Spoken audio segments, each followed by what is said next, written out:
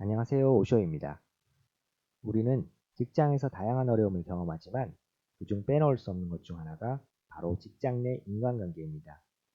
문제없이 잘 지내고 싶은 내 의도와 다르게 생각처럼 되지 않는 경우가 많습니다. 왜 이렇게 직장에서의 인간관계는 뜻처럼 되지 않는 걸까요? 직장에서 우리는 생각보다 쉽게 도대체 왜 저러는 거야? 나랑 저 사람은 진짜 안 맞아. 저 상사는 진짜 문제가 많은 사람이야. 라는 말을 쓰기도 합니다. 그런데 이렇게 갈등을 피상적으로 보고 덮어두면 갈등 속에서 배울 수가 없게 됩니다.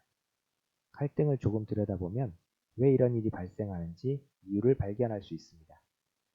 첫 번째, 우리는 기본적으로 나의 욕구를 채워주는 사람을 좋아하고 나의 욕구를 채워주지 못하는 사람은 관심이 없거나 좋아하지 않습니다. 우리 자신이 좋아하는 사람을 생각해보면 내가 원하는 어떤 욕구를 상대방이 채워주고 있음을 알 수 있습니다. 반면 관심이 없거나 싫어하는 사람을 생각해보면 우리가 원하는 어떤 욕구를 상대방이 채워주지 못하고 있음을 알 수 있습니다. 그렇다면 나는 상대에게 어떤 것을 기대하고 있으며 상대는 나에게 어떤 것을 기대하고 있는지 알아야 합니다. 서로의 기대가 다르고 그것을 이해하지 못할 때 갈등이 시작됩니다. 두 번째, 상대방에게 관심이 없거나 싫어하는 마음이 생기면 상대방을 이해하고 싶은 생각이 들지 않습니다. 상대방을 싫어하게 되면 이해의 마음이 사라지고 오직 내 관점으로만 상대방을 바라보게 됩니다. 우리가 상대방을 내 기준으로만 바라볼 때 상대는 언제나 나랑 안 맞는 사람, 이해할 수 없는 사람, 항상 문제가 많은 사람이 됩니다. 반대로 우리가 좋아하는 사람이라면 어떨까요? 같은 행동을 해도 상대방을 이해하려는 마음이 듭니다.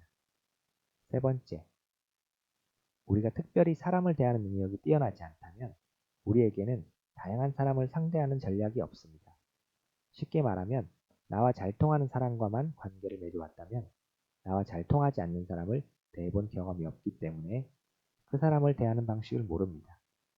그런데 갈등이 발생하면 우리가 이전 경험에서 갈등을 해결해왔던 방식을 그대로 사용하게 되고 내가 사용하는 방법이 통하지 않을 때 너무나 쉽게 상대방을 이해할 수 없는 사람으로 만들어 버릴 수 있습니다.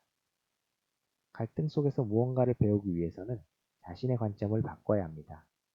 먼저, 기본적으로 나뿐만이 아니라 상대방도 갈등을 일으키고 싶어 하지 않는 마음이 있음을 알아야 합니다. 두 번째, 나의 기대와 상대방의 기대를 확인해야 합니다. 세 번째, 내가 내 기대를 채우고 싶어 하듯 상대방도 자신의 기대가 채워지길 원합니다. 마지막으로, 내가 내 태도가 존중받길 원하듯 상대방도 자신의 태도가 존중받길 원합니다. 결론적으로 우리가 나의 기대를 채워주는 사람을 좋아하고 우리의 입장을 이해받고 싶어 하듯이 상대방도 똑같습니다. 아무리 이해할 수 없는 그 사람일지라도 그저 자신의 입장을 이해받고 싶어 하는 한 사람일 뿐입니다. 지금 현재 갈등을 겪고 있다면 나는 어떤 관점으로 상대방을 바라보고 있는지 스스로에게 질문해 보세요. 더 나아가서 이 갈등이 나를 성장시키고 상대방을 이해하는 계기가 되는지 아니면 내 기준을 고집하게 되고 상대방을 싫어하는 계기가 되는지 자신의 마음을 점검해 보세요.